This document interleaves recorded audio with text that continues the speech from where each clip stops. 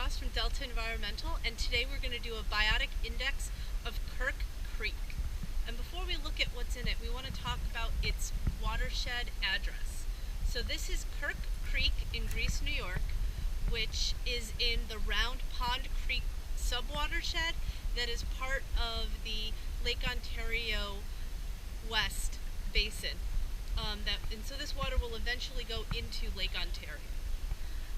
And when we look at the creek, we notice that the edges of it have been stabilized.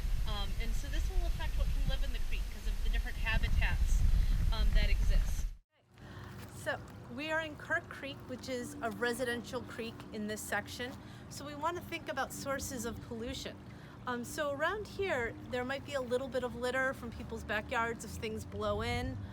What's more likely are fertilizers and pesticides, especially from people's lawns. Because when people are taking care of their lawns, if they put too much fertilizer or pesticides on them and then it rains, that will go right into the creek. And even though fertilizers are supposed to help plants grow, they can help too much algae grow, and that unbalances the creek and can make it so that there's less oxygen available for the organisms that live inside the creek. And so today we're going to look at the macroinvertebrates. So macro means big. Not that big, but big enough that we can see without a microscope.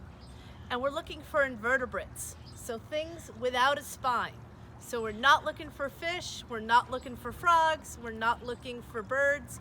We're looking for things like insects, worms, snails, things with shells. And depending on what lives in the stream, we can find out if it's polluted. Because some invertebrates can tolerate pollution, some can't. And if we find the ones that cannot tolerate pollution in the stream, we know the stream is healthy because they can only live in the healthiest stream. So let's go in. We're first going to put some water in our bucket because we're dealing with aquatic macroinvertebrates, so they need to stay in the water.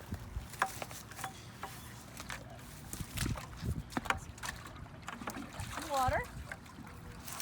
And now I'm going to put my net in facing downstream, and I'm going to kick up some of the substrate, do my little creek dance.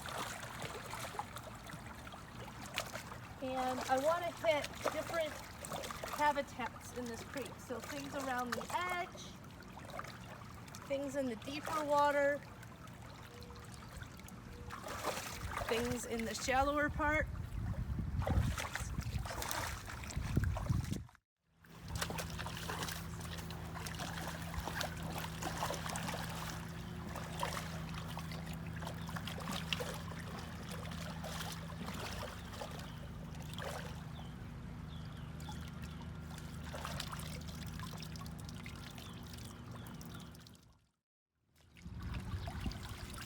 We want to make sure we clean the net in between different usage so we don't bring creatures from this creek to another creek if we're going to sample more than one location. Okay, so now we're going to go up and go to a table and start sorting.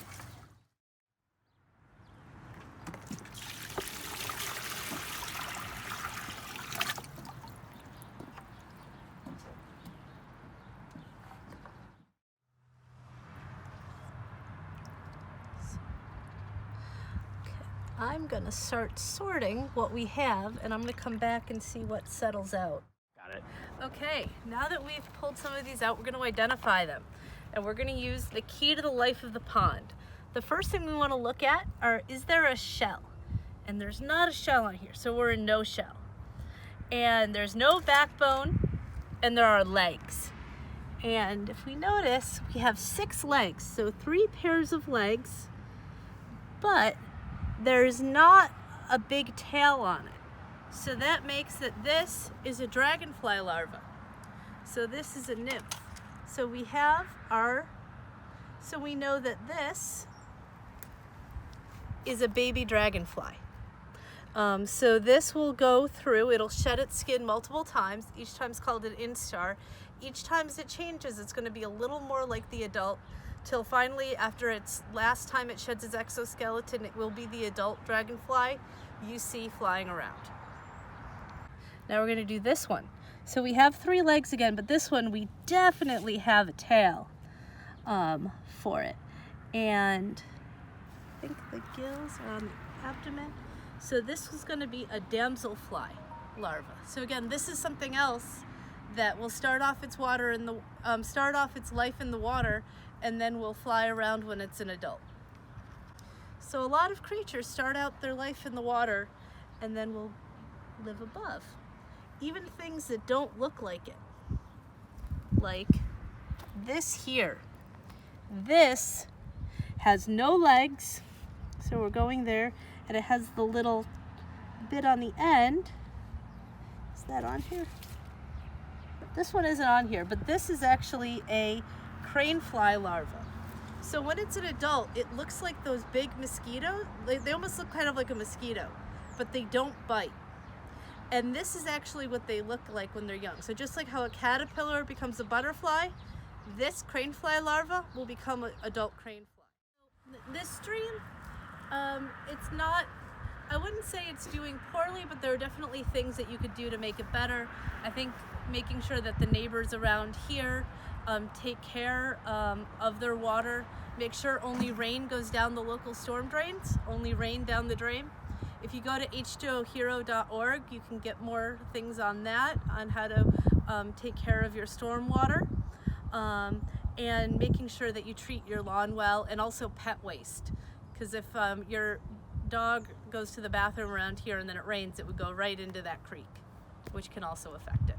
So take care of your local water, and we'll send some more videos out and you can learn more about our local environment.